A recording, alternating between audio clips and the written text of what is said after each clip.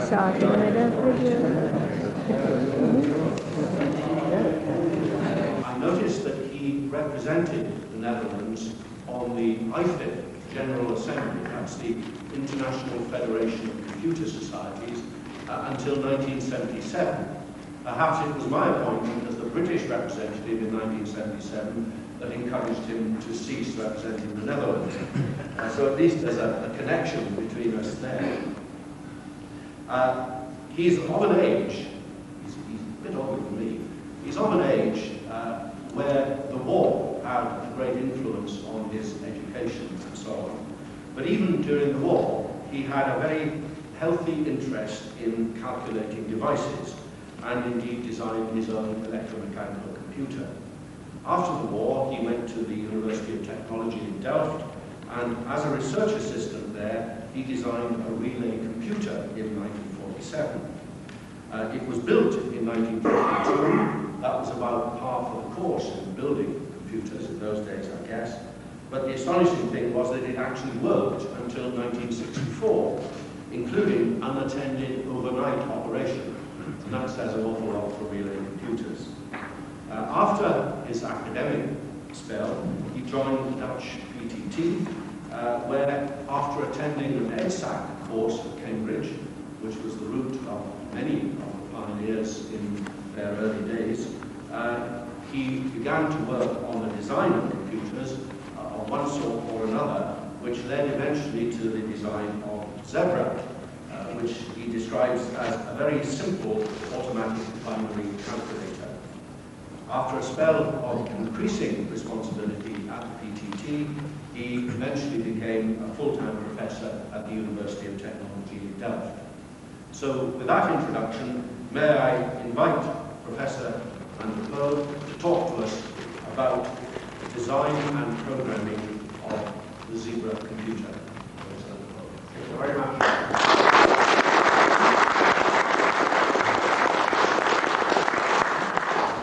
Ladies and gentlemen, I have to put right something that Zebra has nothing to do with the striped beast. It has, because I will explain later that instructions in Zebra were written on every second line to give the opportunity to fetch the instruction and fetch the operand in the intermediate time. So we regard it as a striped beast where the instructions were written on the white stripes and the data should be written on the black stripes. And if you wrote it right away between them, it was an optimal choice. But let me start. That was just a joke. It is not a joke, perhaps. Well, I won't translate. It means very simple binary computer. Sometimes I'm called father of the Zebra, but my wife is called the mother of the Zebra because she coined the acronym. And so she sometimes is called the mother of the Zebra. Let me begin at the beginning. My real interest with computing stems from a very early date, and the main reason is that I can compute so badly. Even in elementary school, I was very bad at doing sums by the brains only. So already in the elementary school, I had desk calculators, and I discovered how the rod of Napier worked, and I did my little sums with these artificial means. But you must realize that was before the war, and then came the war, and there was a complete cut-off of information from the United States. In 1944,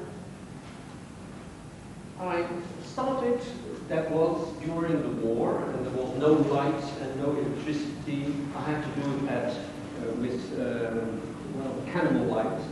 And I designed a computer. I wanted to build a computer with relays, etc. And this is one of the drawings of the first designs, and if you can read it from the distance, it says 1911 of 12 of 44. So that was a very early design. It has never been built, but I want to point out a little feature about it. You see there these 3 lines of boxes with all the dots. The lower line was a line containing the adder. The next line was the where the programs, what we would call now the subroutines for doing multiplication, and on the top line there were the function boxes for doing logarithm, sine, cosine, etc. So there was already a three-level subroutine, but of course it was known for one machine. It was not a stored program machine, it was a fixed program machine, only being able to do the things it was designed for.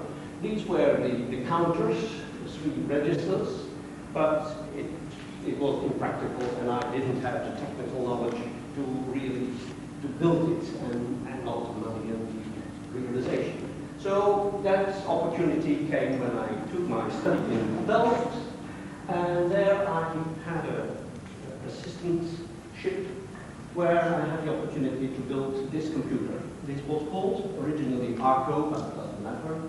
Later on we called it the testudo. Testudo means tortoise in Latin, because it was so terribly slow. It could do in 16 hours what a human being could do in 8 day hours. When he worked intensively for the whole day, which is not possible. On the other hand, this machine could be loaded by a paper tape, the input data, and left alone for the whole night. We left it at 5 o'clock in the evening, and then the next morning, 16 hours later, all the results were there. So it was useful. And it worked from 62, it was big, 52. It took 5 years to complete by different persons. I only made a design and built the first boxes, and successors made, we finished it. This is the arithmetic unit. You see 3 registers, and you see them displayed on 30 bits or so. I'm going quickly through it. It was only used for optical ray tracing. In fact, it was a stored program machine in the true sense, but there were very few live registers, and the lens constants were plugged into a plugboard. And that is what we then call external control, the flow of instructions and fetching the new operands, etc. And that is one of my successors who completed it, possibly. I don't know who it was. Well, I know this man, but I don't know who exactly completed it. That is an extra relay, set of relay registers to hold data.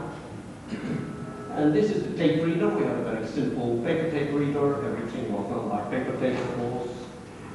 Here you see another view of the control box and a paper tape reader, and the output.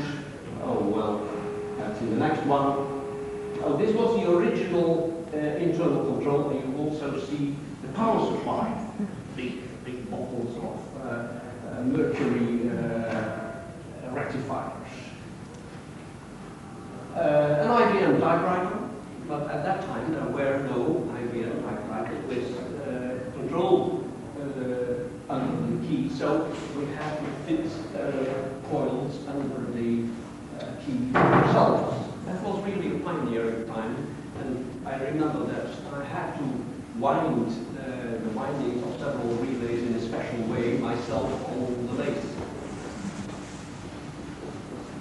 Here, the next machine is coming up. That was the first electronic machine in the Netherlands, and it was at the PTT laboratory in the Netherlands, PTT Research Laboratory. My boss at that time was Professor Kosten, well later Professor Kosten, and that was me, a little bit less grey, a little bit more hair, but it's still me. And it was the provisional, it worked at that time, but it was not in its final housing.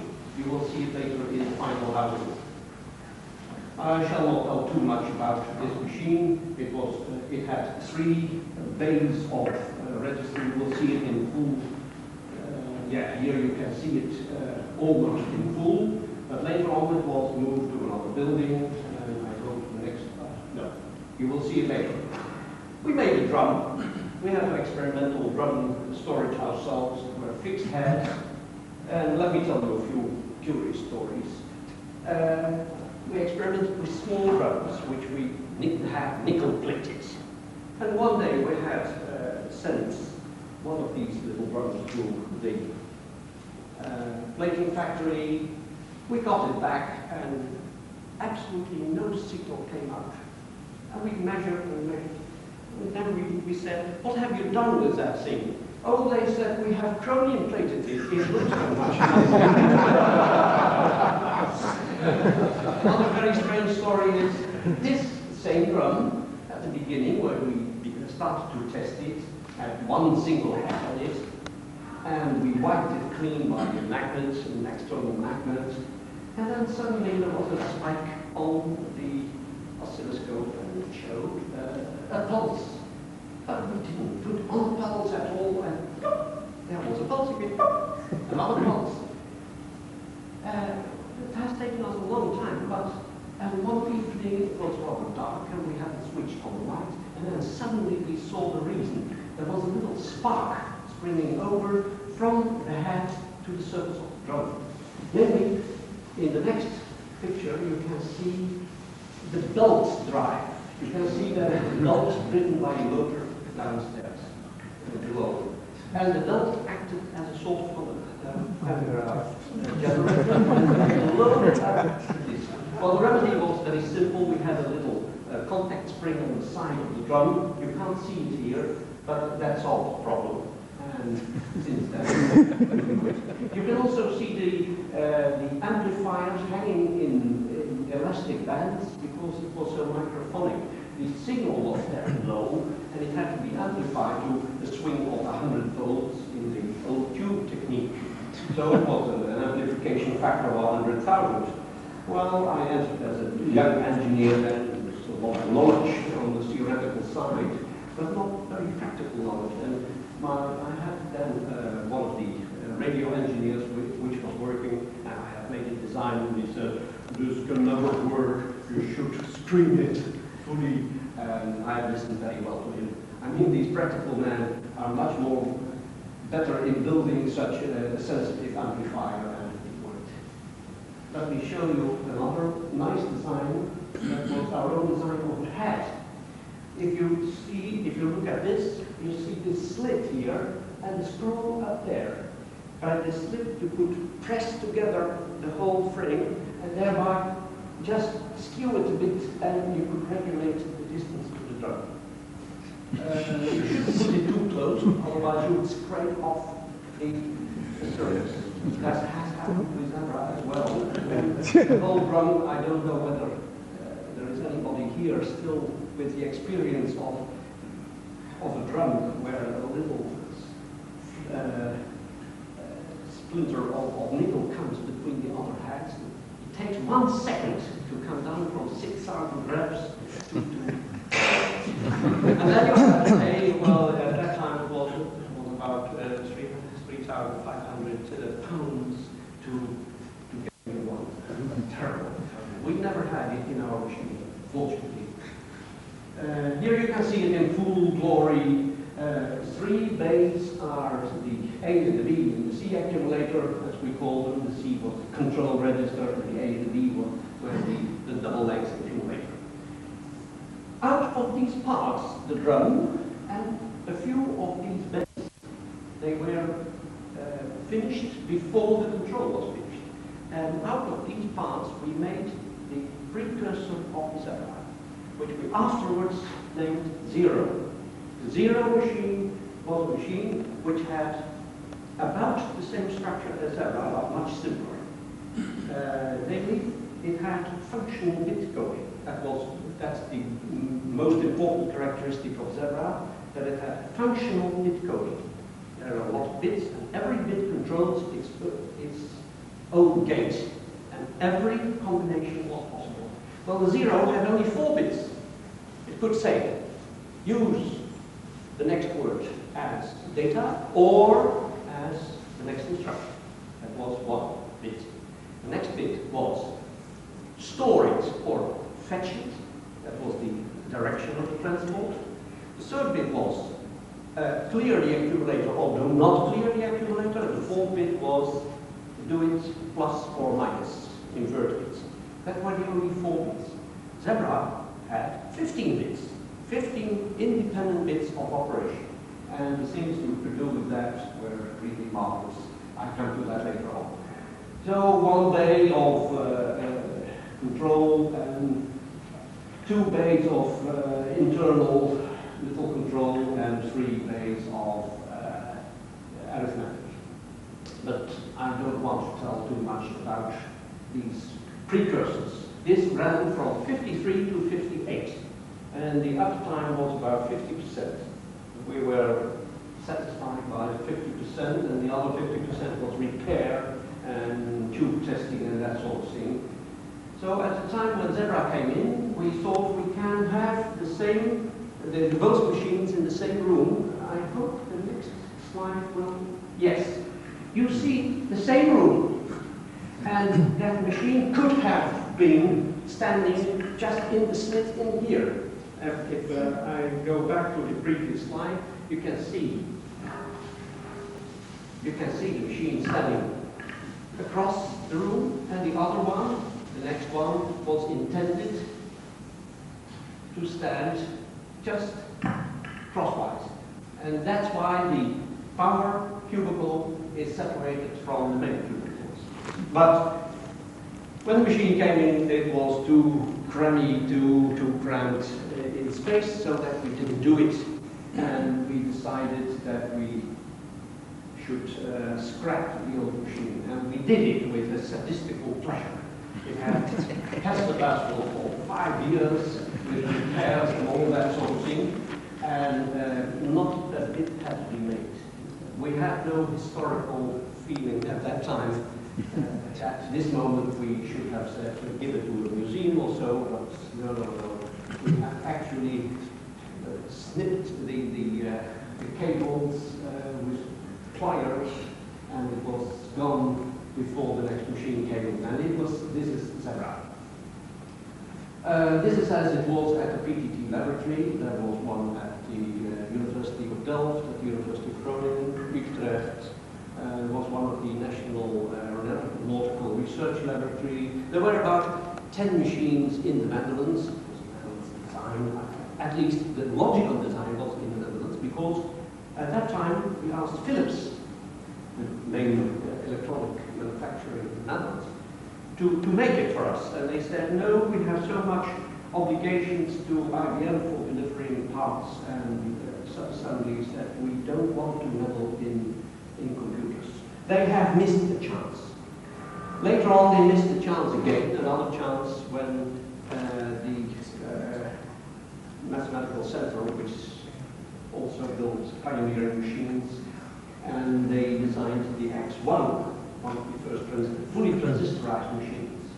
And they also had to make a new company for making these machines, but Philips wouldn't take it. It's a missed chance.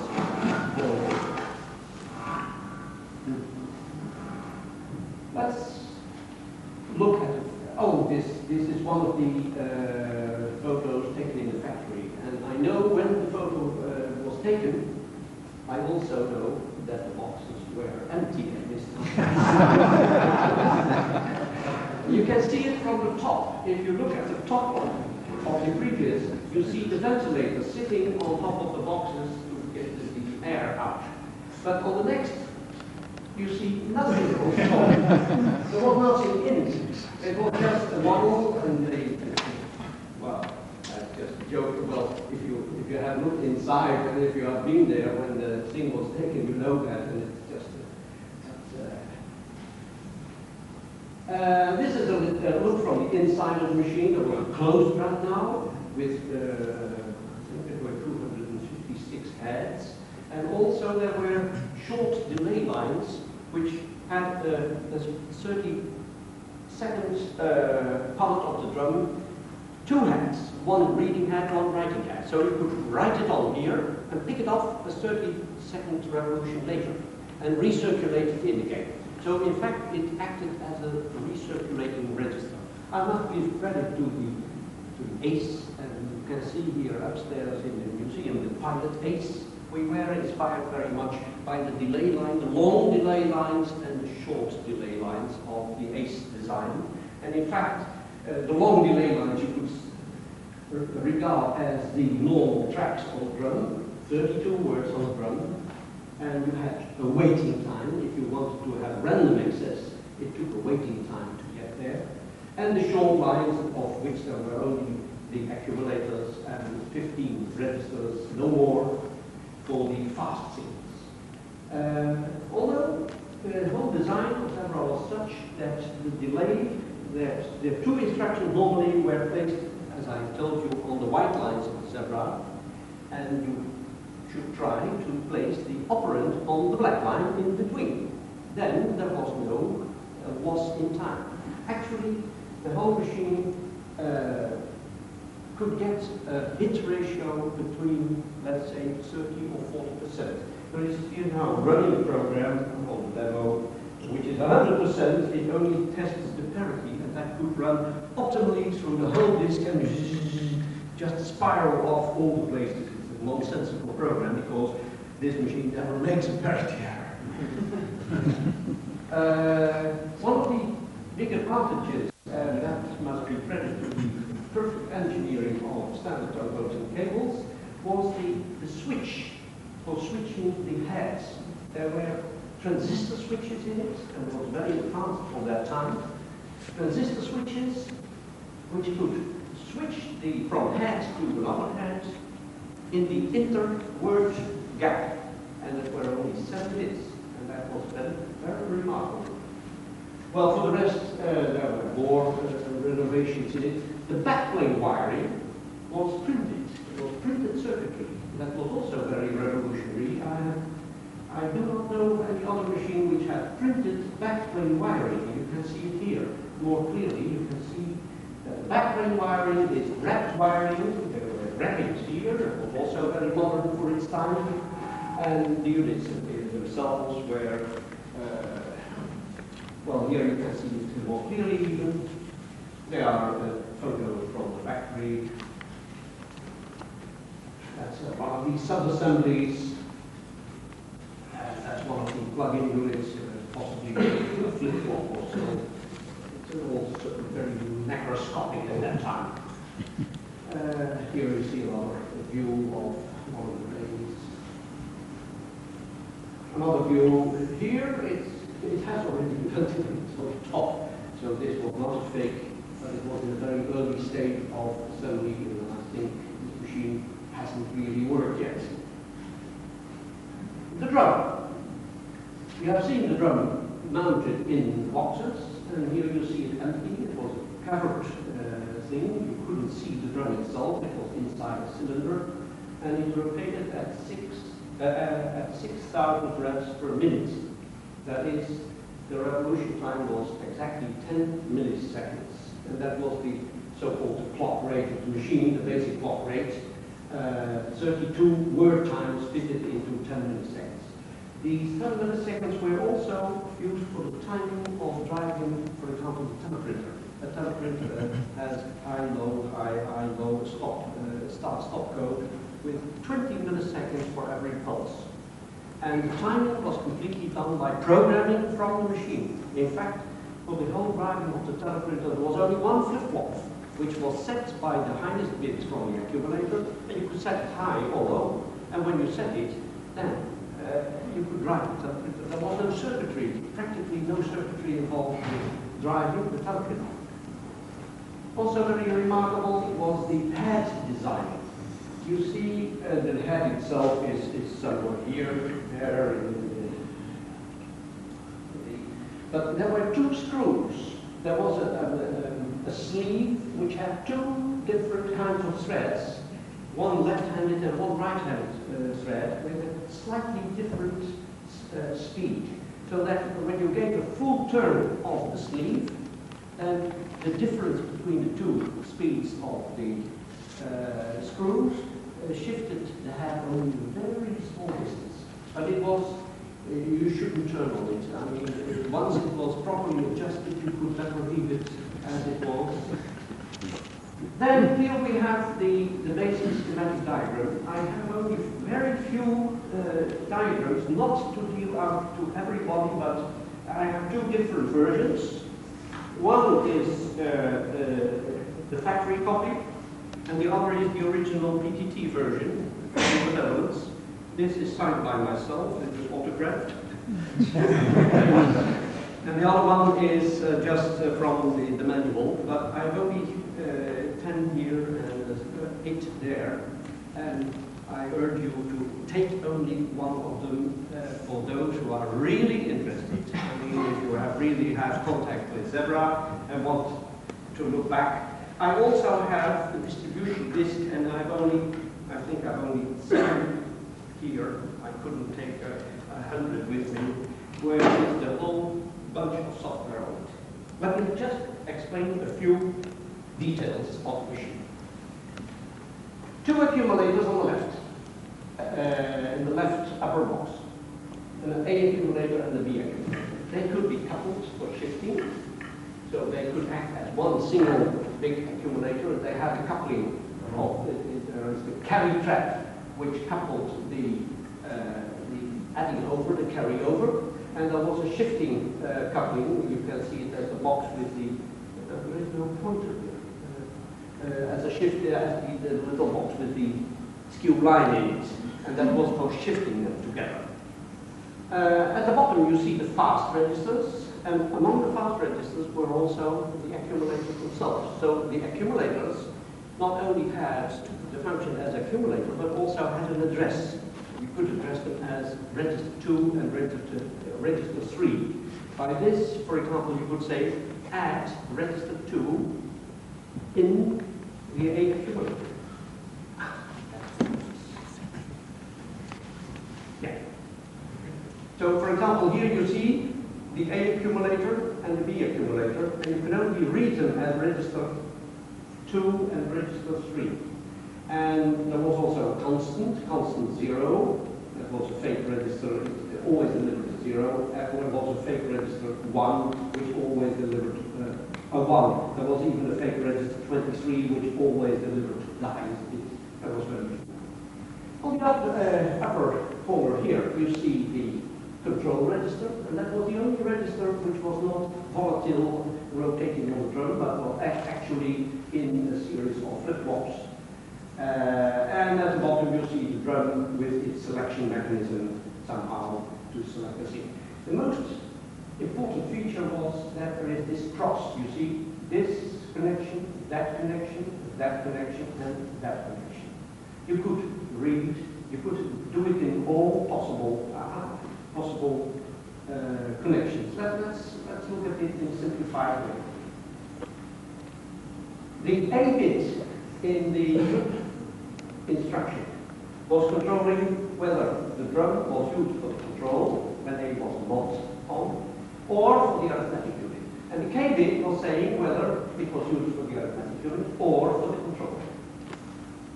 All 4 possibilities were possible. And for example, if K is on and A is not on, then both things are used for the control. Then you have a kind of index register, modifier. So you could modify a fixed instruction from the drum by a variable contents of one of the registers. You could also, for example, take the next instruction and store the control in the fast store. That was for subroutine. You could fix the subroutine. I go back to the previous slide for a moment. It gives a little bit more detail. You see here the cross. But you see here also all the bits. You see here A, K, Q, L. Sometimes you call it, when people in the factory call it the Dutch alphabet. All the Zebra users still know A, K, Q, L, R, E, I, B, C, D, E, etc. They still know it by heart. And, A, K have shown. Q is counting in B. Accumulator L is left shift, R is right shift, I is invert, B is used B accumulator, C is clear or not clear, D is the direction. D means store to the drum, that direction. And mod D is take from the drum, that direction or that direction. That's why there are 2 crosses, the take and the fetch, the store and the fetch pass. And you could make all the combinations. well, it's a little bit far-fetched to go deeply into details of this machine. Let me stay following. Don Hunter phoned me, well, was it in December last year or so, and asked me whether I still was interested. He had made an implementation of Zebra, namely a revival of the Zebra in form of a running program. And, well, we had done that before. I have many times built the central machine in emulator. It's not too difficult because it's such a simple machine. But we never included the bunch of software in it. And he did the most essential piece by bitwise putting the, well, what we would now call the assembler in the machine. Once you have what we then call the lot was the whole of assembler, simple code, outputs, formatting routines, etc. He has dug up the first old lot, issue 4, and brought it to work again. Then, once you have an old issue, then you can, of course, feed in newer versions and all the other programs. Fortunately, we have kept, I myself have kept a whole stack of all the programs, and even all the tapes, the paper tapes.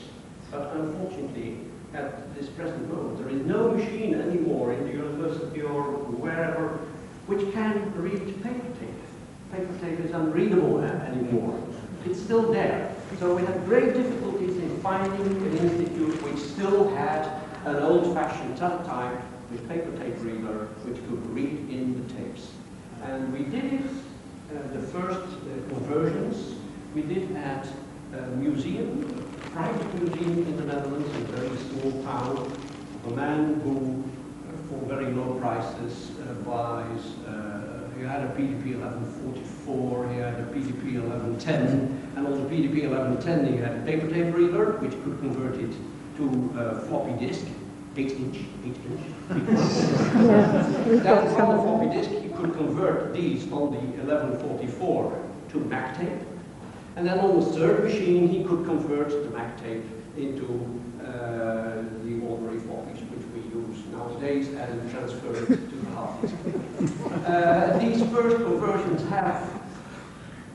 was not an easy going, but after all, we repunched a hole from the original documents again. So I can say that nowadays, the double length, full double length is working again. Lisp is working again. We have a full-fledged Lisp, and if you want to have it demonstrated in the mission, I can demonstrate you several advanced things working in Lisp.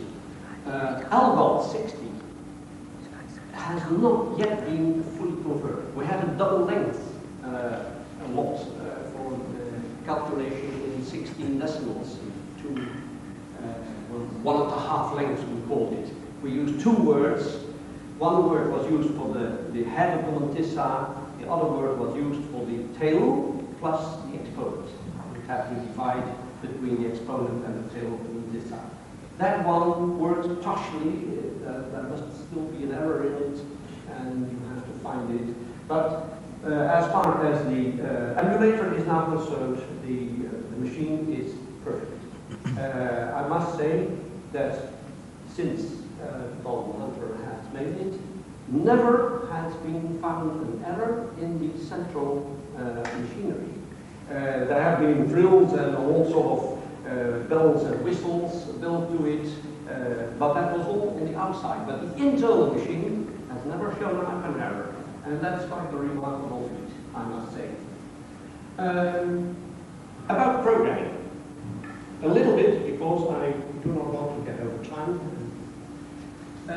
This machine had no multiplier and no divider.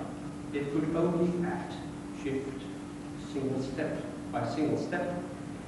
A multiplication was done by repeatedly doing a combined shift and conditional add.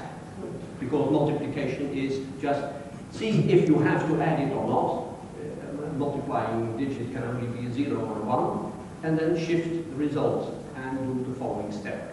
And the machine had the possibility to repeat an instruction. That was one of the key features.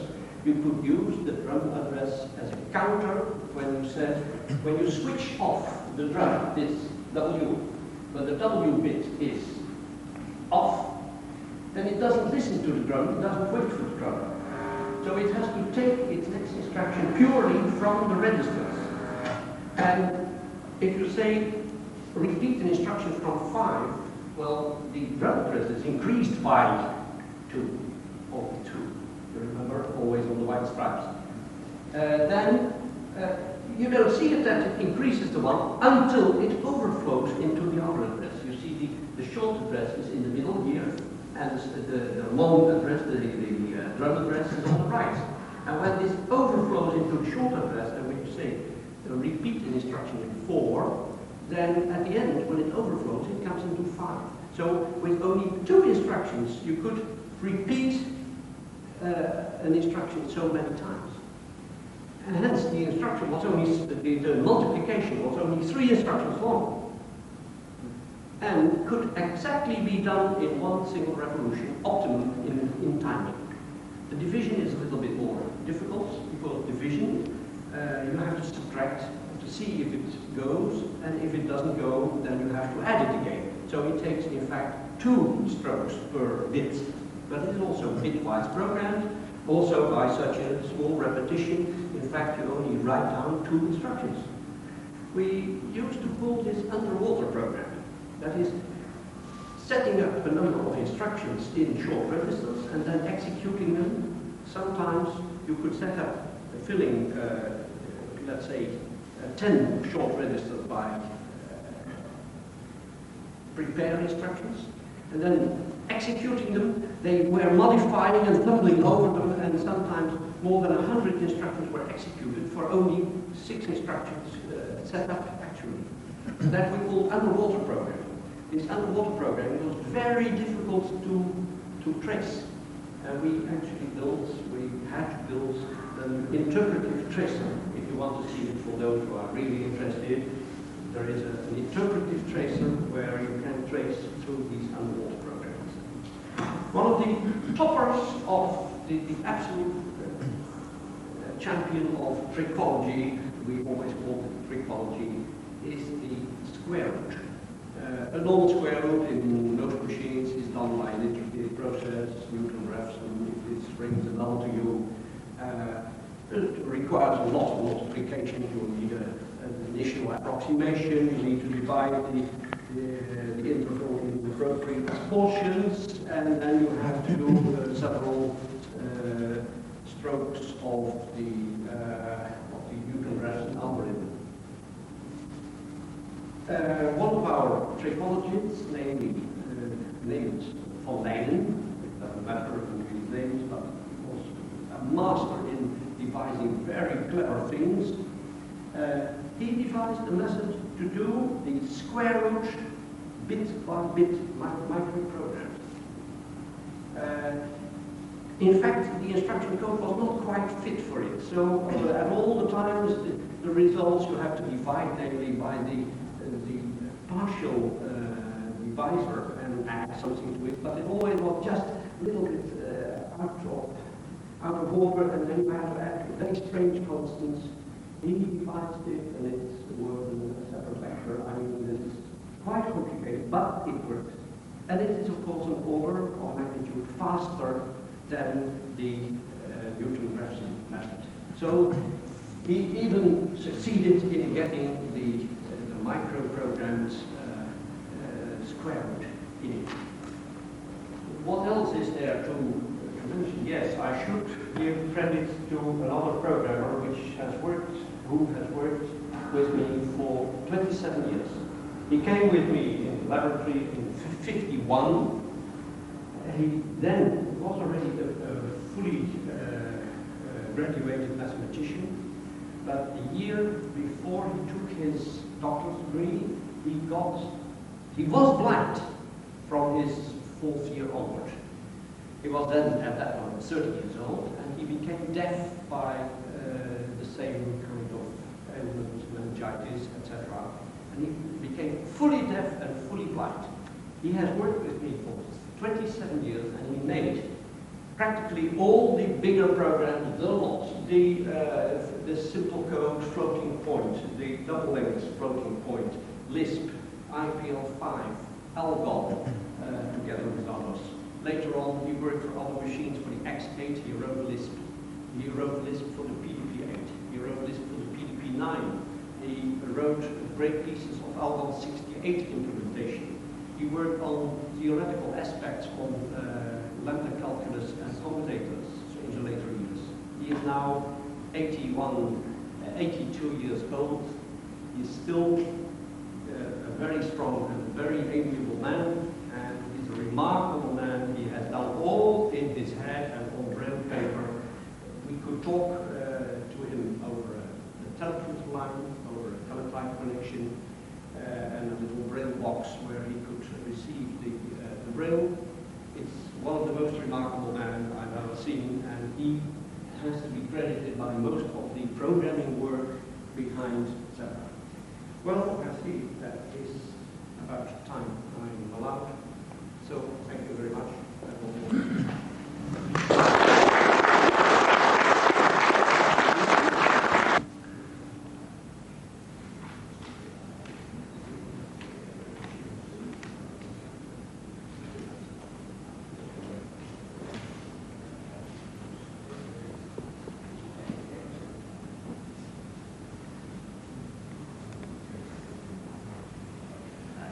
May I remind you that there is a sheet on its way around asking you for your signature. If you haven't already done that, I'd be grateful if you'd find a way of doing it either during this session or probably better at tea time.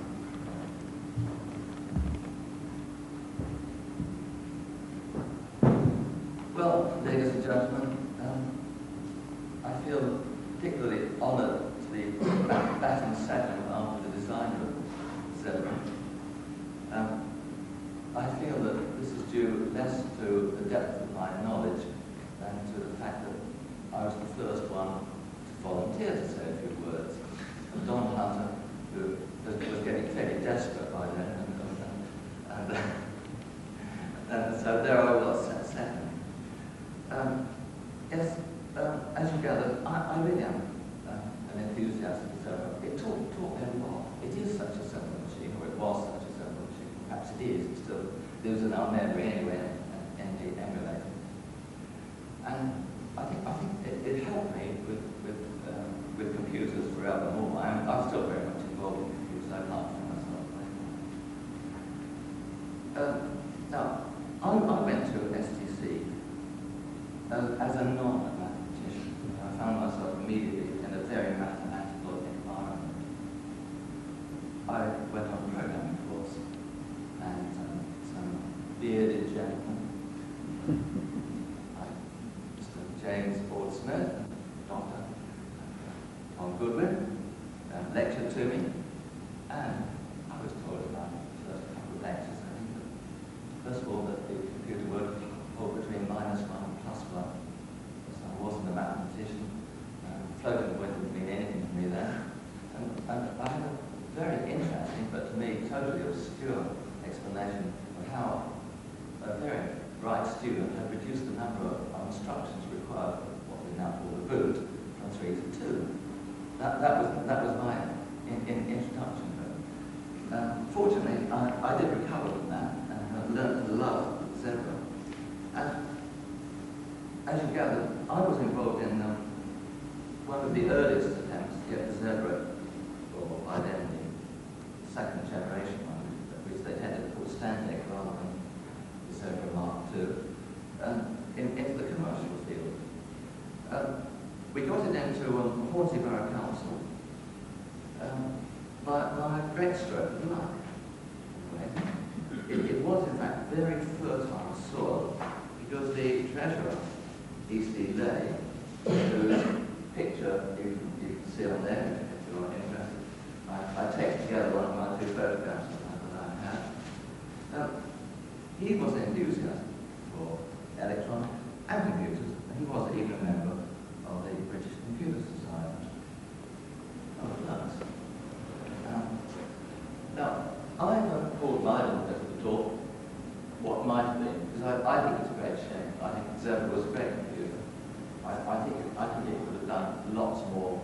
it was relatively cheap. Here I have actually got some prices which I dug up. Now, I trust you'll appreciate that this is highly sensitive promotional information.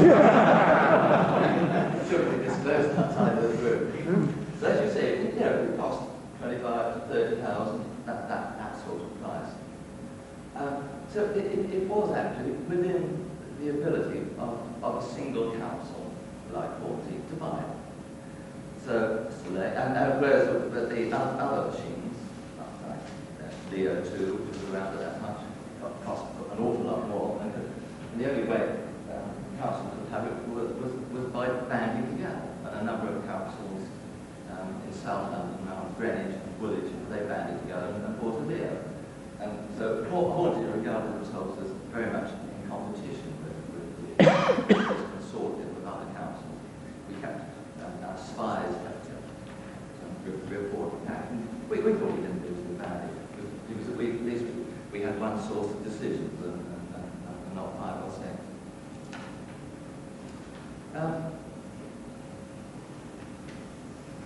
Now, looking at Zebra as a commercial computer, what advantages and disadvantages did it have?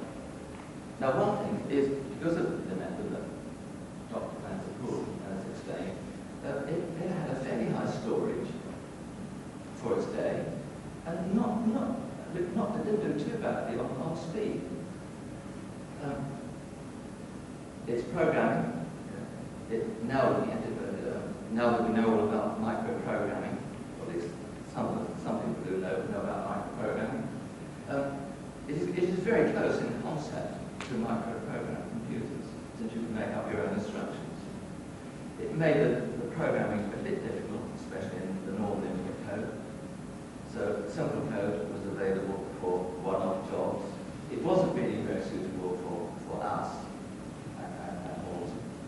Now, one interesting experiment was made by Alex Dallapea, who started to produce the standard electronic counter-language seal. I don't know whether anybody else here knows more about it than I do, but I thought that was a very brave effort. The Zebra, in its original form, had a disadvantage of 5-track tape, which required 5 instructions to read. 6 instructions, sorry, one for each hole and then one to step. But it was reliable. It was extremely reliable. And in fact, this is borne out by the fact that it does appear to have been the last of the first generation computers ever to be in service. All the last days of computers have gone by. We had these official, well-documented switching off ceremonies. Suddenly, in Computing and Computer Weekly, there was this little snippet saying that Bruce Banks servers near Southampton had only just switched off their Zebra. It had been kept going all those years. I did, in fact, speak to the gentleman who ran it, whose name temporarily escapes me, but it's in the notes there. And unfortunately, he couldn't do it today because he's on holiday in Turkey, which is why my wife is trying to video this, because I promised I would send it to him. And he told me that he kept it going himself very largely. He bought a couple of other more or less complete Zebras, and he exchanged parts, and he avoided this dreadful problem with the drum, which we all know about. I was simply expedient of never switching it off. He kept it going 7 days a week, 24 hours a day, and he confirmed that he did actually keep it going until January 1981, which is later than any other first generation of valve computer.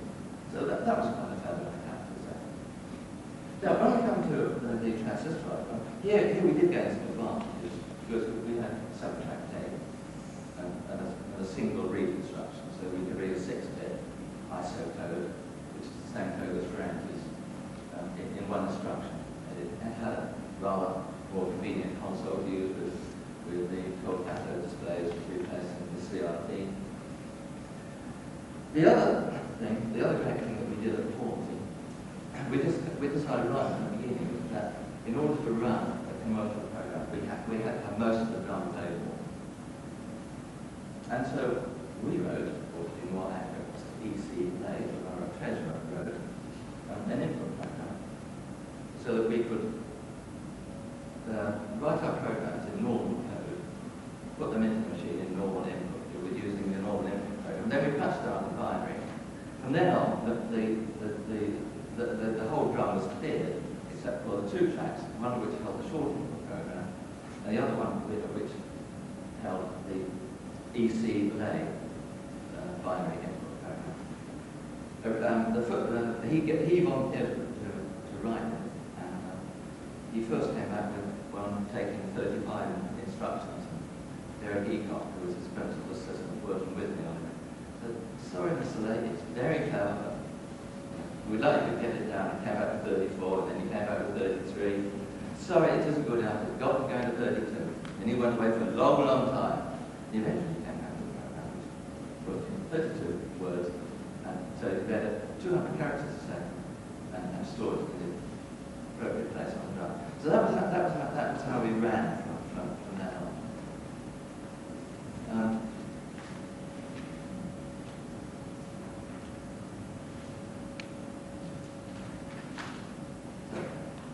Exchange transparencies again.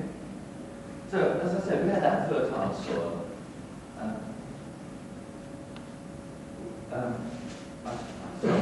I should have got this up. The configuration at Hornsey. They had a pre-punch verifier. They had the two paper tape readers, the usual central processor, the console, and the pre-75 two punches.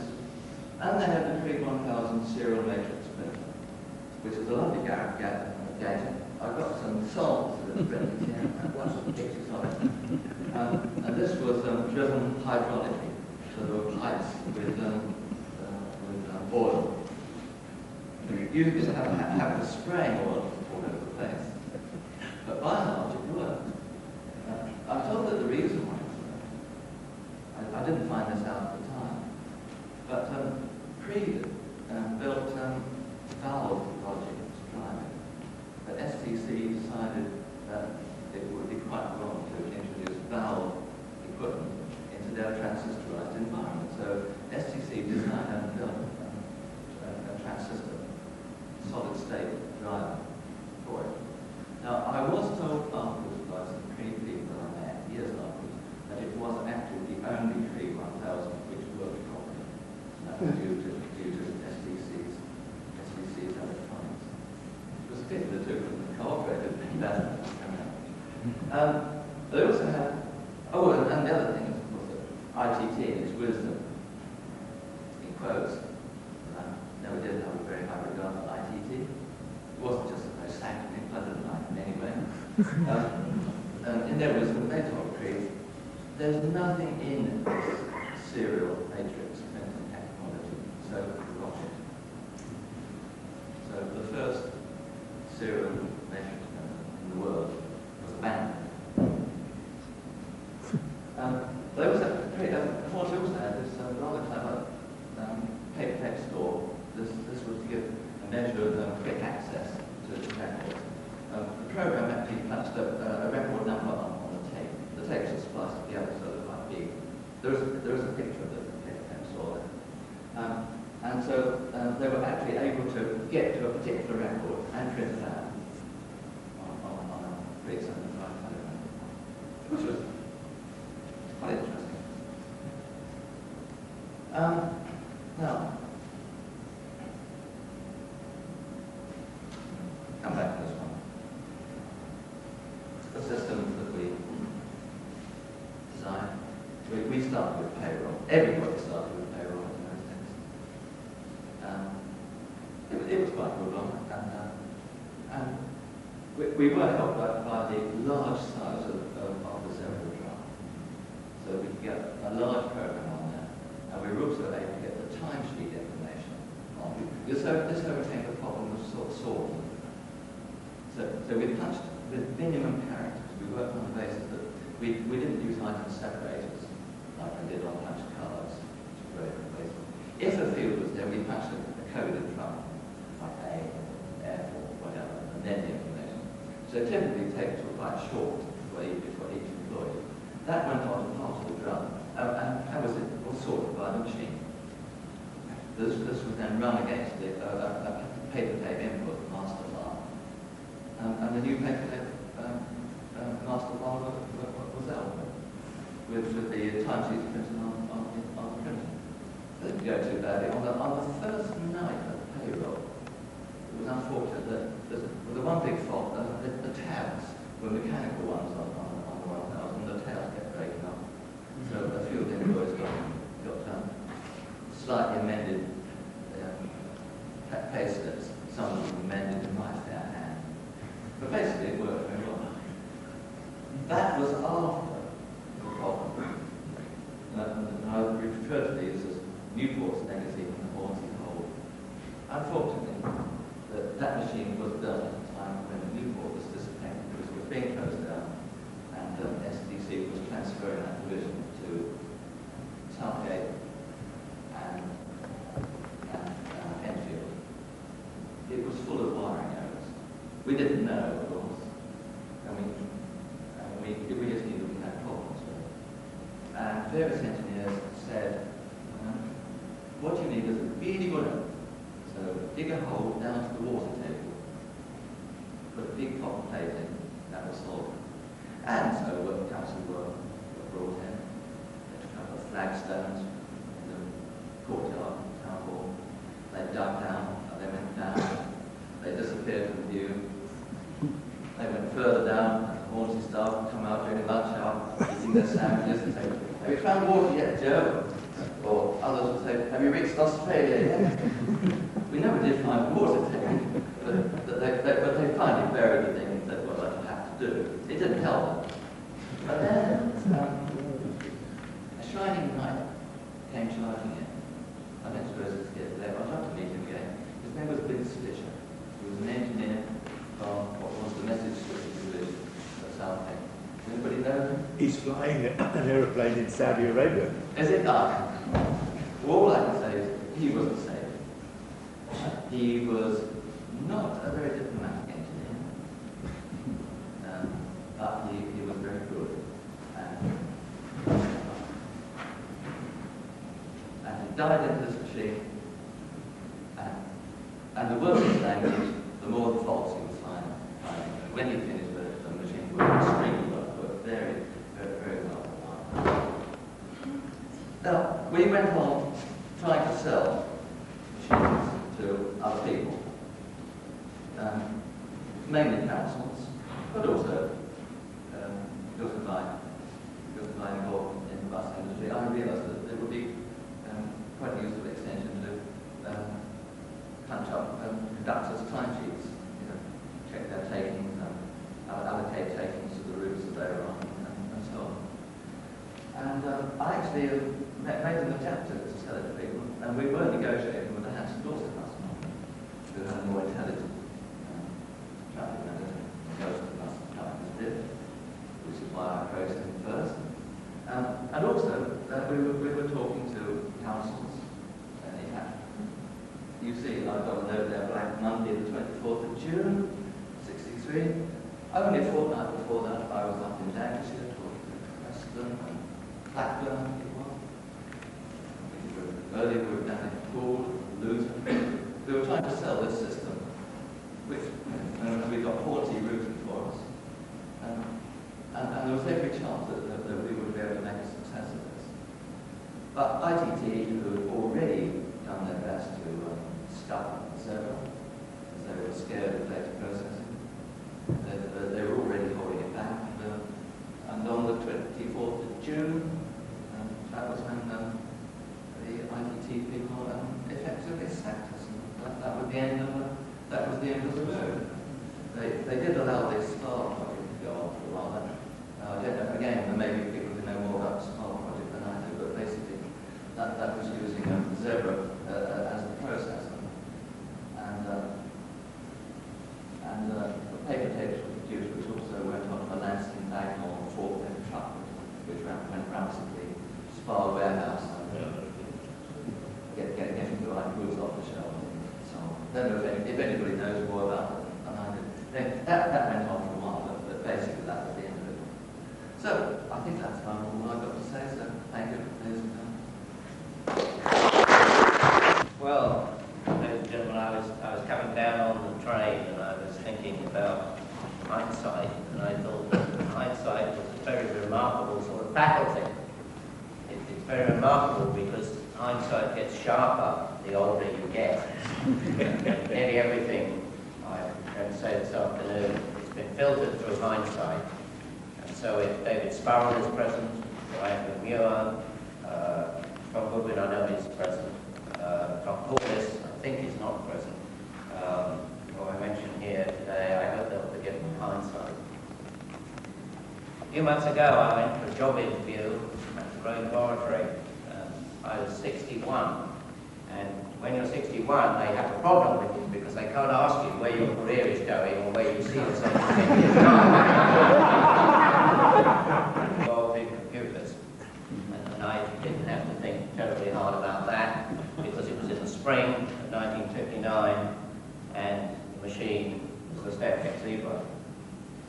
In fact, the firm I was working for, Bibbies, had 2 Zebras successively, which I refer to as Zebra 1 and Zebra 2. I don't know their numbers off the production line, but they certainly weren't the first 2 computers.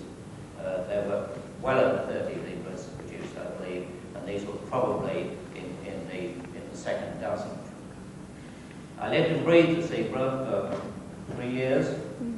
The lessons I learned then stood me in good stead for the next 35. I guess they'll stay with me until I give up programming computers, helping people with computers, and take up some less stressful way of making a living. I intend to retire in a few years' time. J. Vivian Sons was a very old established firm. They made animal feedstuffs and soap and margarine. And it was a family firm. There were 17 people called Bibby on the board.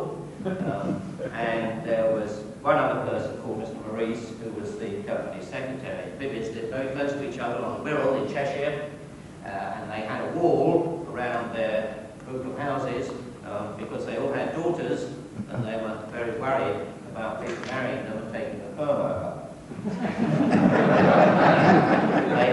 They only had one young man, Billy, and he was my boss. He was the development director. He'd been to Cambridge, and he was a forward-looking young man. He was about the same age as I was. I was employed as an assistant statistician in the development department, although my formal exposure to statistics was very short. I'd done a bit on my degree course at Cambridge, and I did a course at the Ashley Down Technical College in Bristol. Bath University didn't take a bow. Recommended book was Teach Yourself Statistics by Richard Goodman, Technical College. Take a bow, the University of Sussex. Quite why they hired me, not clear. At the time, I was employed by Bristol Aero Engines, Hatchway in Bristol, working on all the structural testing. Since discovered that Bristol had English Electric fuse computers, I never saw them there, but I heard about computers at school. I read Discovery and Endeavour, and I'd seen a computer playing noughts and crosses at the Festival of Britain in 1951. I didn't think too much of it. I thought noughts and crosses was probably, something I could handle. Didn't need a computer for that. Cambridge, I never saw a computer at all, though my supervisor, John Kendrew, used a computer belonging to the Atomic Energy Authority for Fourier analysis. That, I think, was Nobel Prize. After the man who interviewed me, David Sparrow, had left Bibbies to work for Steel Peach and Tozer, I found his notes of my interview, and he said that he wasn't impressed particularly with my knowledge of statistics, but that he was impressed with my knowledge of farming, which was very appropriate for Bibbies. Bibbies had spent £30,000 on a Zebra computer to improve their costing of animal feeds through linear programming. To put that in context, my starting salary at Bibbies was £850 a year. So a Zebra would be about £500,000 now, current prices. So that was quite a lot put into something called operations research. It was very fashionable, operations research, in the late 50s. A bit like quality of ISO 9000.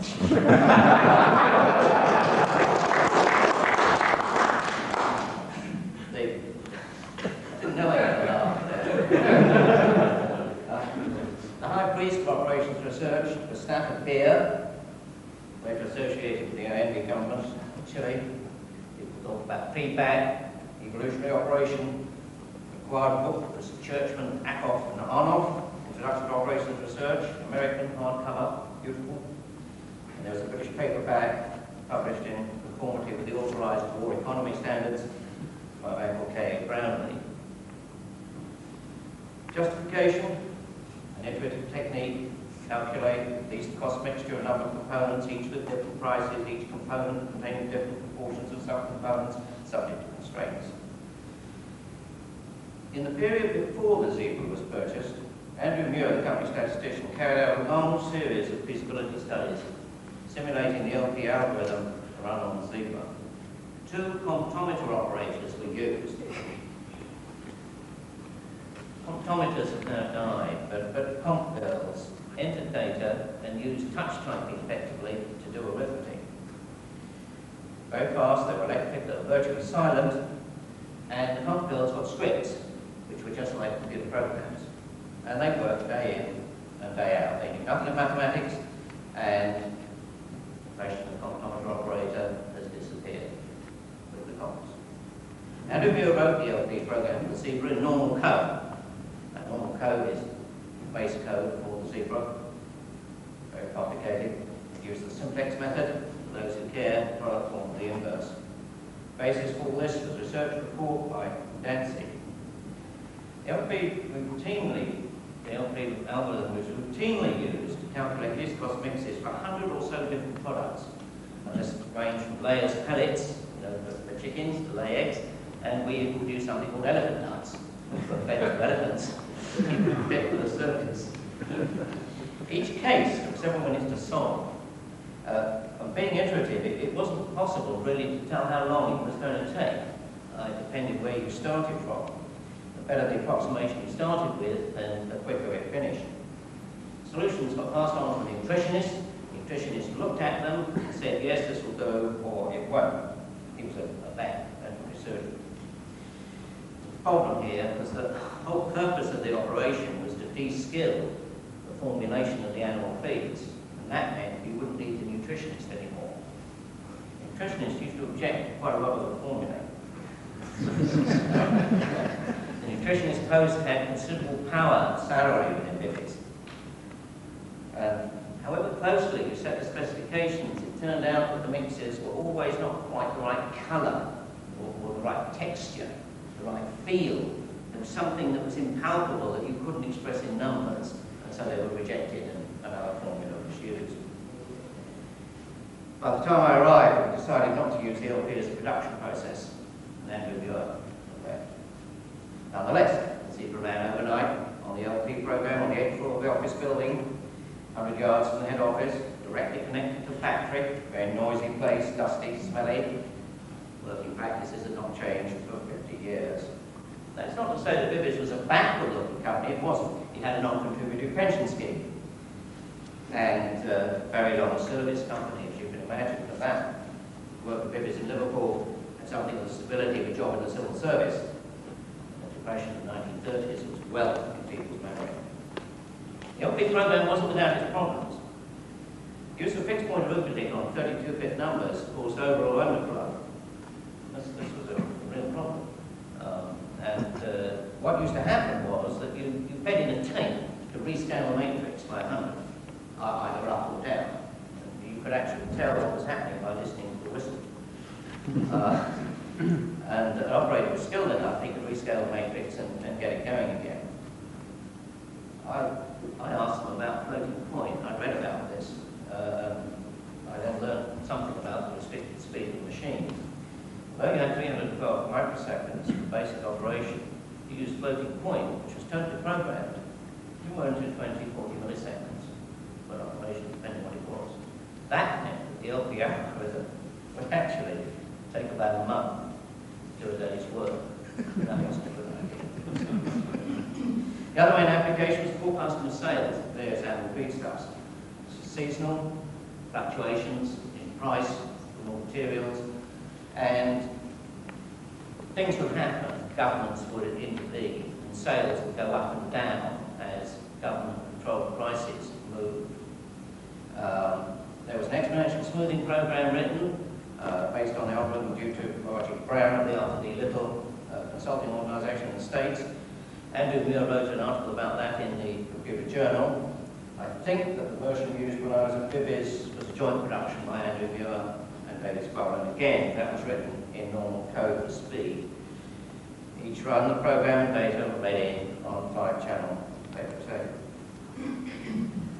I never really seen a real computer before, and none of this seemed to have any relevance to what I was doing, which was supposed to be the design and analysis of animal experiments. But the design wasn't really a problem.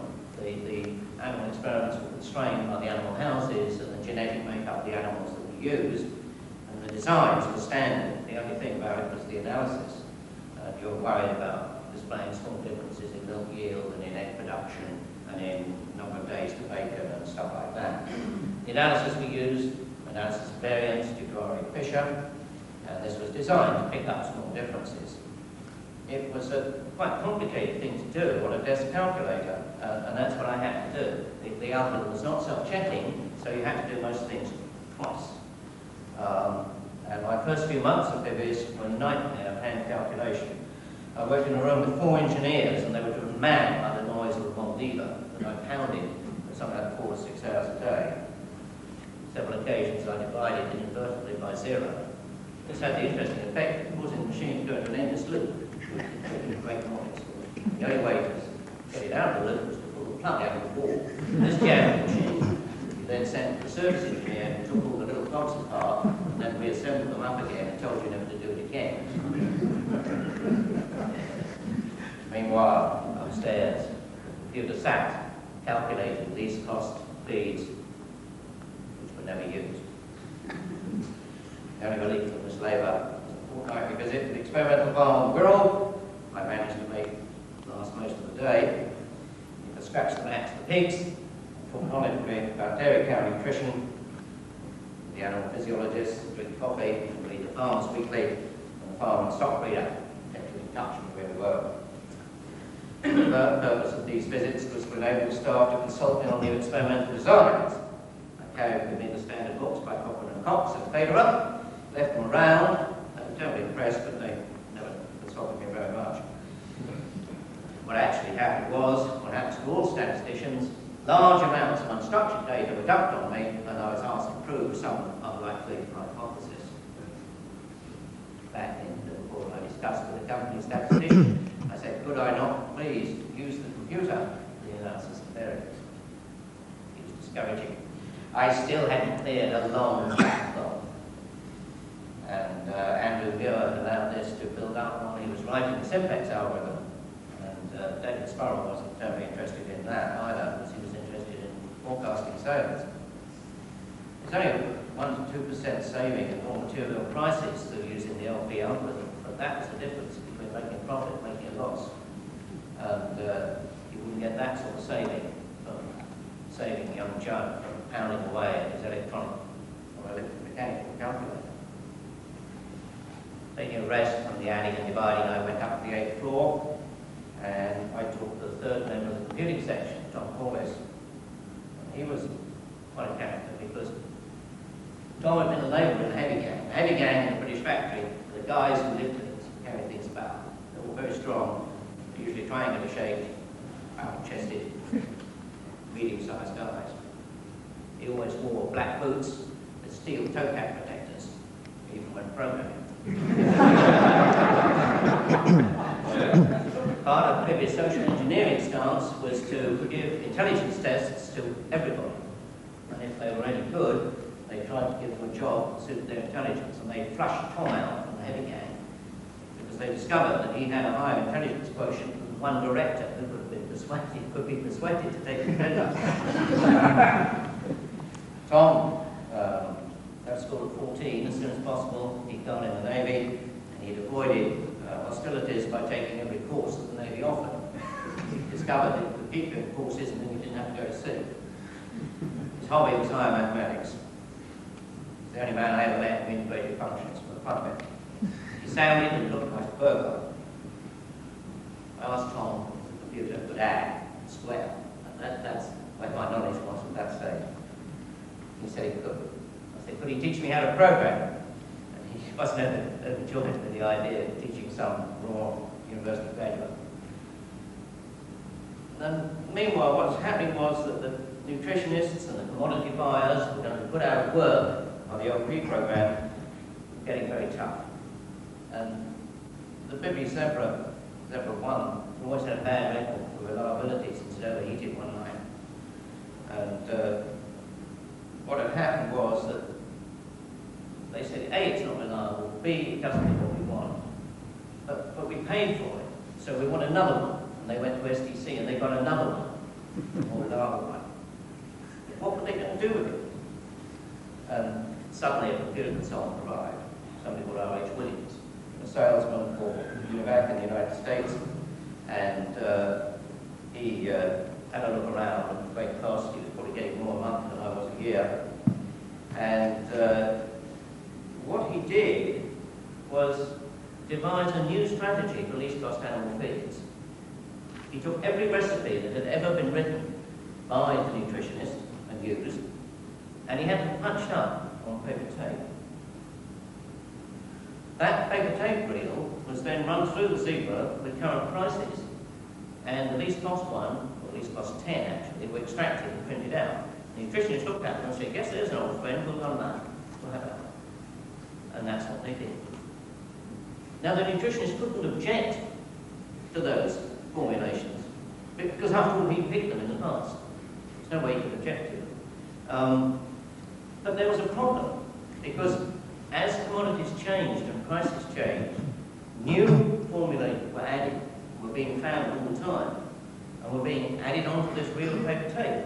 And eventually, that reel of paper tape, I swear to you, was about 3 foot across. And this was a real problem with the Zebra paper tape reader, because the inertia was such that when it pulled in the next formula, okay, it would break the tape. So you had to stand behind it and get it moving just gently enough to pick up the slack as it moves forward. And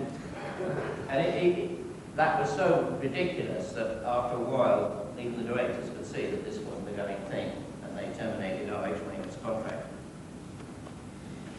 But what are we going to do with the machine?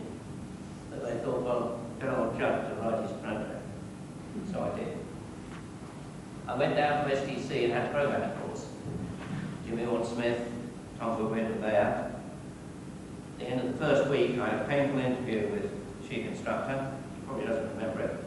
And they wanted to throw me off the course. I said, you'll never make a program at this, and you don't understand what it's all about. But I got very tough with them, and they let me stay on for the second week when we introduced a simple code. Now, that was a revelation to me, because that used 30 point. I didn't have to worry about the rescaling, because in the analysis of variance, you could get a flow just like that. So I learned how to write programs. I reran the examples in Teach Yourself Statistics that I learned at Ashley Down Technical College. I found a lot of differences. That worried me tremendously. So I wrote to Dr. Goodman there and said, I think you've got some mistakes in your book.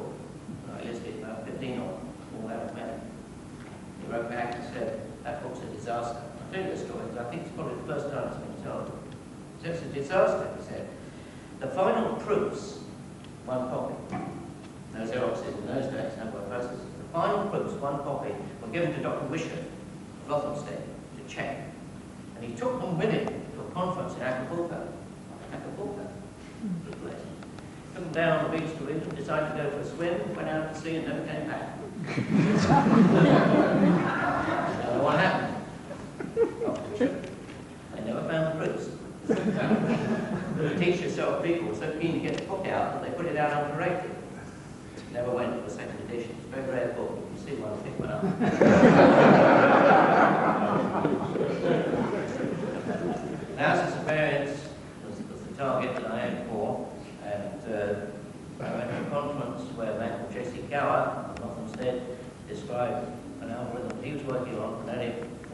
2, I think, or I can't remember. And he produced the notes of his lecture, and I saw them, and I suddenly saw them up, and I thought, that's what research is all about, it's plagiarism. And I think I maybe got mine working before he did, but I don't know. You know, the simple code was that the printout of the programs was done on telex roll. No perforated paper crank roll stuff in those days. It was all telex roll for all thing. So Tom Paulis and I used to try and debug programs by rolling the paper out on the floor. The only flat surface we got was big enough. And then you weigh it down with half bricks, and you lie prone, and you argue with each other when the jumps are going, trying to get something down. And any decent sized program on Zebra was debugged in this way. I was telling this to a friend of mine the other day who's Jewish, and he said, the rabbis beat this years ago.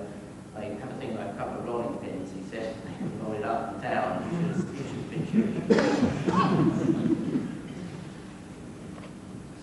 Like the telex rolls rolled up and down, so it didn't paper tape. I wonder how many people here who use paper tape on Zebra remember the trapdoor fault. Trapdoor fault, anybody? Paper tape punch. You've got a die that comes down and punches a circular hole in the tape. After a while, the die gets a little bit blunt and it doesn't cut all the way through, and instead of pushing the chad out the other side, you get a little trapdoor which opens and closes. I see something funny there. The trapdoor opens and closes, depends on what's happening and the phase of the moon, whether the trapdoor is down or whether the trapdoor is open, whether the bit is set or whether the bit is unset. You try and find those in a roll of Zebra paper tape, get to be terrible inflation. Very difficult. Also, something used to happen in paper tape with Zebra, which I think was a design fault, was that as the paper tape came out of the reader, it went off onto the very shiny floor on the other side, and there was a fan in the pedestal desk, you've seen the photographs there, that sucked the air in. And it used to suck the paper tape into the void of the pedestal desk. And it was a long time, we kept losing short tapes. One day, I took a pedestal apart, and we found about 50 of them inside. A lot of problems with machines in those days. But of course, life's not really about running analysis of variance programs, and the interest of the company in the computer was getting rather low. Commodity bars and the nutritionists by now won their battle, and I'd written the analysis of variance program, so what else was there for me to do? You know? I had some things to do. I wrote a program for Vivies which calculated how much a salesman should sell. How do you decide how much a salesman should sell? Well, there's all these animals out there who are eating the stuff that he's selling. So you get the Ministry of Agriculture returns, and you work out how many cows there are and how much they're going to eat. All right, and work out what percentage of the market you want, and that's how much the salesman should sell. So it doesn't allow for the fact the salesman doesn't actually sell the cows and pigs and stuff like that. That didn't work very well.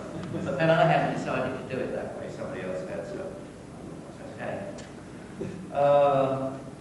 Then in the summer of '61, I was asked to find something to do for a vacation student. That was very difficult because I hadn't got a lot to do myself. The director, Ben, told me I had to take this vacation student, so I took him in.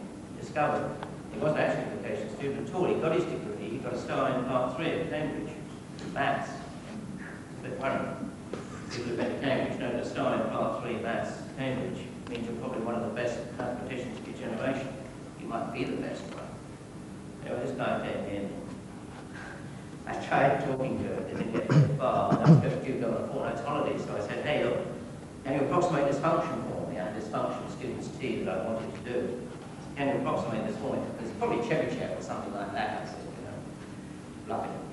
And he was quite interested to get his hand on the computer, but he didn't seem to be too interested in this. I went on holiday and came back, and I asked Tom Paulis whether this had been done. Tom said this guy had done it the first afternoon I was away. And then he split the Zebra into two parts, and he one of programming one half of the zebra that taught the other half of the zebra how to play drafts.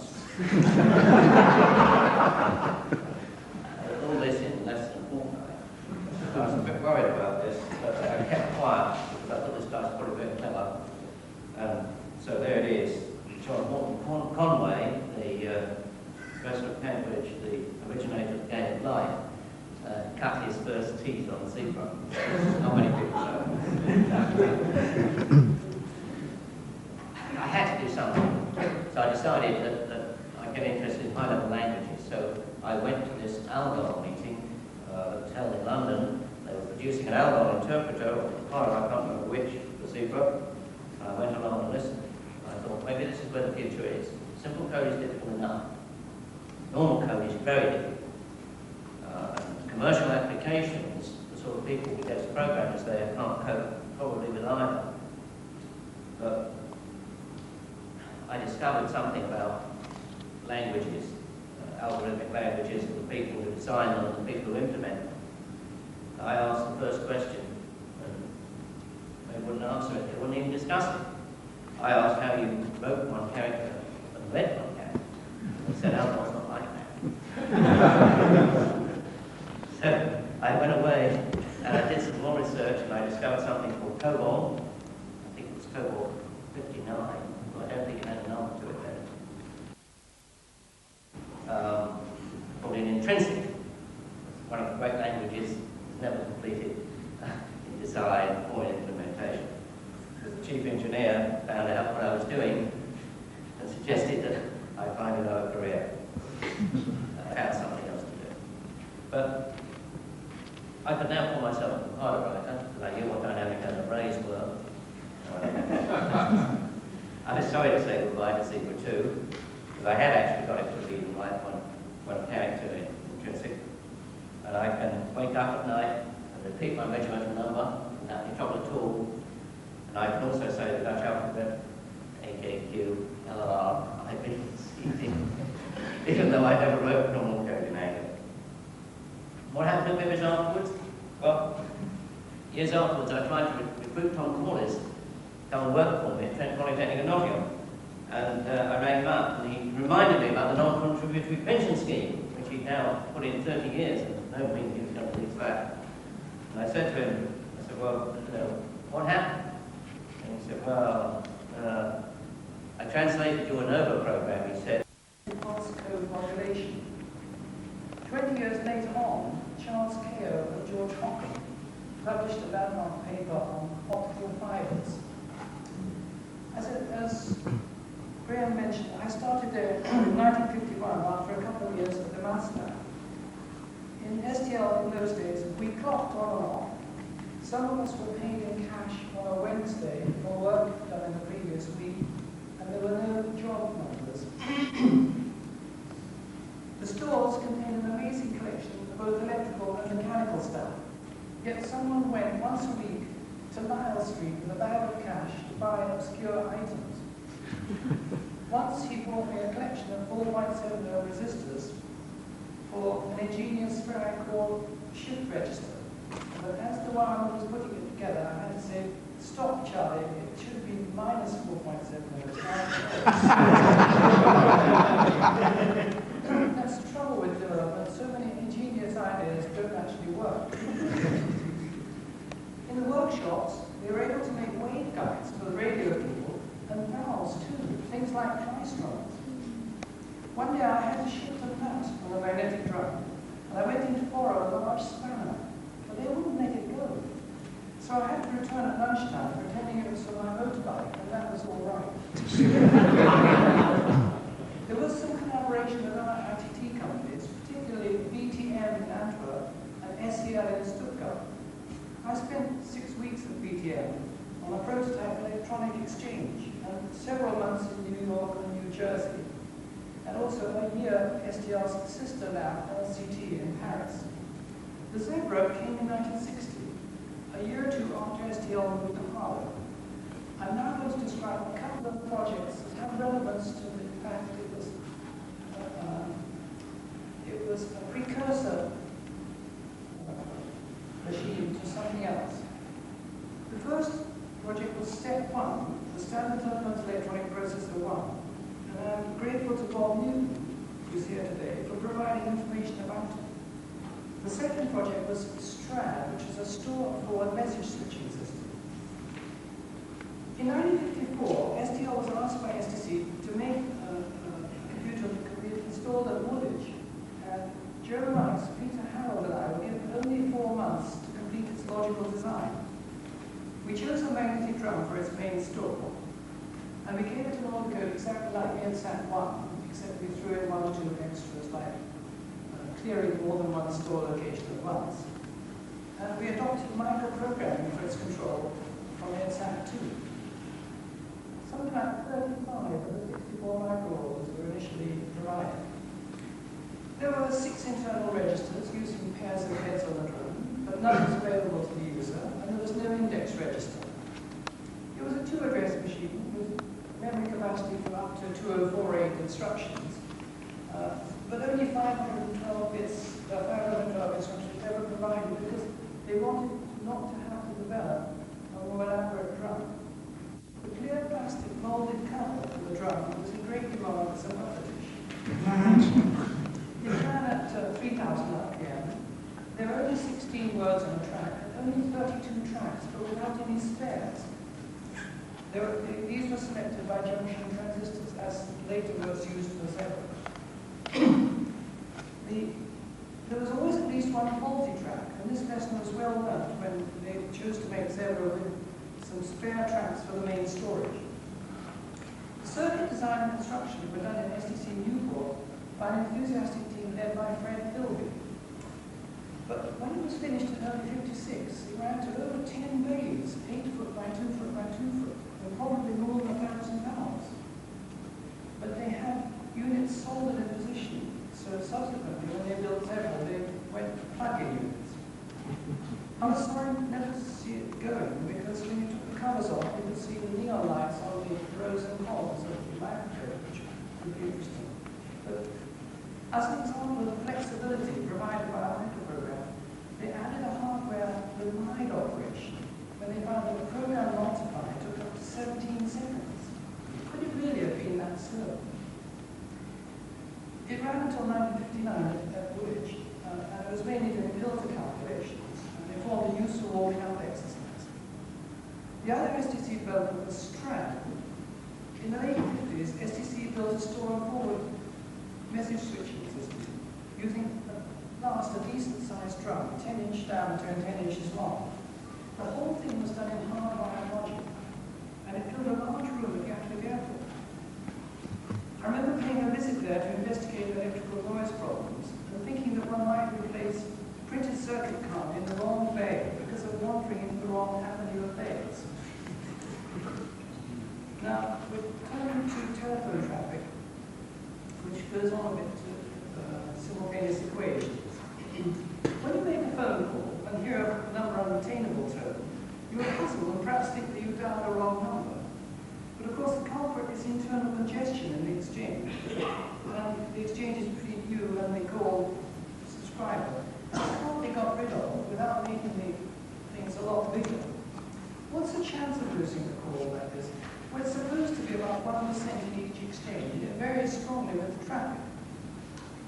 Inside an exchange, of course, there are switches where calls come in, they're offered to other circuits and so on. And the trick is to provide a decent trunking or architecture to the exchange so that the traffic doesn't get congested. Now let's focus on a small piece of an exchange. 12 calls on average are being offered to 15 circuits. The problem is to calculate the chance of them all being engaged when a new call comes. Or maybe that's 12 people complaining to an organization which has thoughtfully provided 15 managers to listen to them. But anyway, I want you to remember this figure, 0.086. Now, we can get it, the answer to that problem, by doing simulation. And the idea for using computers as simulators arose with Croston. That's Judd's boss. You have a source of random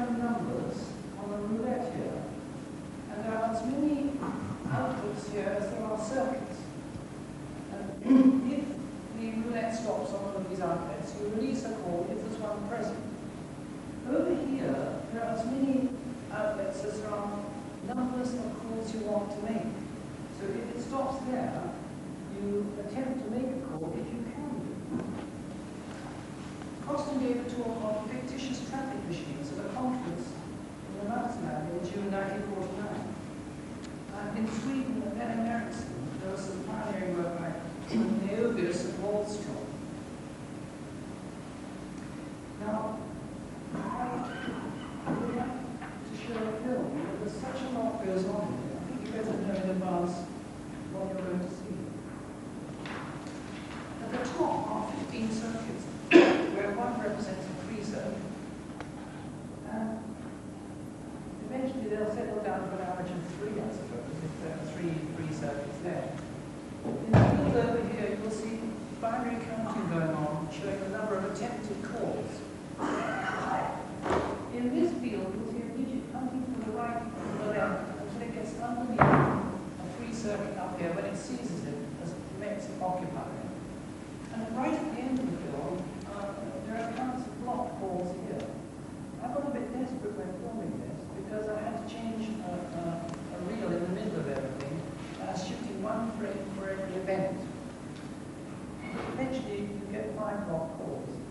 Down here, this is an unrolling, if you like, of that roulette we had in the previous slide. These are the release intervals, and these are the make call intervals. Could we have the video now, please? There's a bit of a delay coming to the start of this video. Now, here's the counting digits coming on, and when it comes underneath one of these, it makes it free. And you see 1, 2, 3, 4, 5. We've had about 32 calls now. Now, over here, it doesn't stay very long because it doesn't take long to release the call. Over here, it appears whenever you make a call. Is to consider the chance of there having only no calls, 1 call, or up to 15 calls. So you have 16 possible states. And there's an equation you can write down for what the chances are of going from one state to a neighbor state. And those are the equations here. For that particular example. Now, there are too many equations really. If you relax the one from the earlier example. But if you get equations of state for a practical process, you get a very large number of them. Here are 3 ones. There are n1, n2, and n3 in the groups. And of course, there are n1 plus 1 states for that, combined with n2 plus 1 for that. So you can get quite a lot of equations, even for small cases. But simulation can cope even though the formulae get hard. We put the whole lot in the store and let it rip. And we relied on lots of internal checking. It ran about 5,000 instructions. For example, there were supervisory records which held calls in progress so that when they became free, you could free up the different bits and pieces. But we checked that before placing a new supervisory record in the store, we made sure there wasn't one there already. And we counted how many calls came into and out of the switch to make sure they agreed. It only ran at first for a fraction of a second, but eventually it would halt in one error after about an hour. And this, of course, was the simulator subscriber calling himself, which we hadn't really thought of, we hadn't done properly. Now, the equations of state that arise in this, Jacob Quaitop from BTM kept sending me sets of about 60 or 70. And my colleague Philip Cross and I decided to build a simultaneous equation solver, which would use the whole store without using the lot at all. And that way, we got up to 114 equations. But it became rather messy because of the patches. Have you noticed that quite a lot of textbooks don't mention pivot searching in the belief that the floating point arithmetic will do all the necessary work? But only a year or two ago, I failed to convince a structural engineer who was content with his homemade stress analysis program that pivot searching was necessary by showing him an example where only the first decimal digit is right if you don't do it. I'm going to end now on the diagnostic programs. There was one to test the store over the circuit, the 256 store heads. There was a program which did that in about a minute and a half. But as Poel said, if you write an underwater program which writes one location every 34th word, you're writing on the tracks at about 1,600 tracks a second. Actually, you overlook a few of them. You only managed to do 241 of them successfully that way. Nevertheless, you could do that for writing a pattern on the tracks, and you could read them back at about 1/3 of that speed. So the whole thing would check the score in about 0.7 of a second. It never ran properly. It always seemed to corrupt the store, actually. So, but it did detect moving circuits. Now the final bit is the multiplier test for the transistor zebra.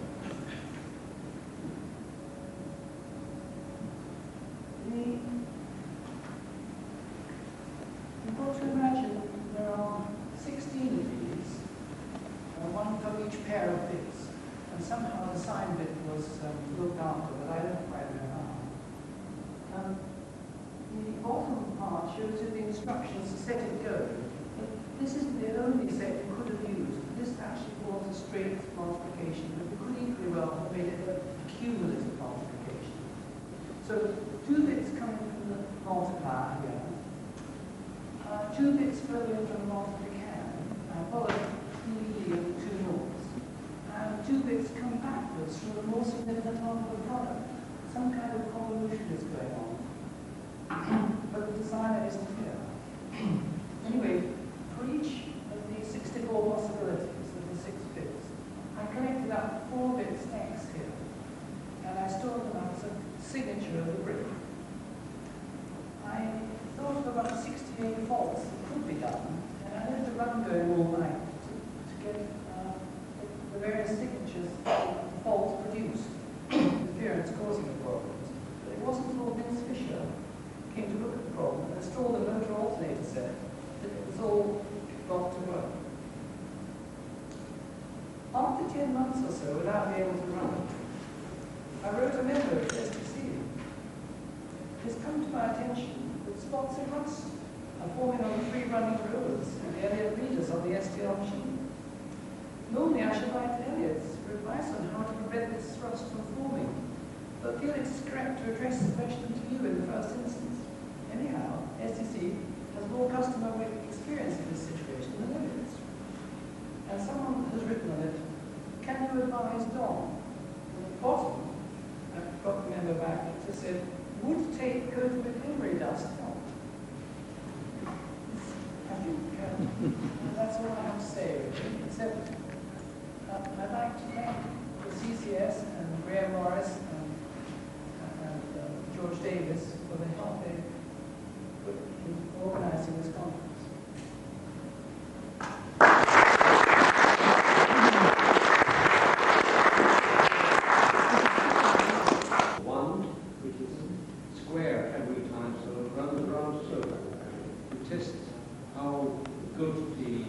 Floating point unit is to see when it spirals inwards or upwards. It has to stay in the circle and it's doing that.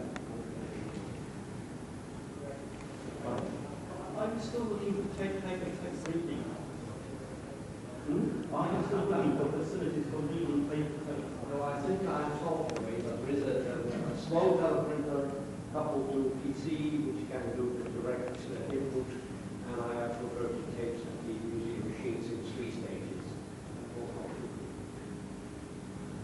Right, may I remind you of our next meeting, which is on Tuesday, November 21st, here, and it's a seminar on the development of the IBM System 360.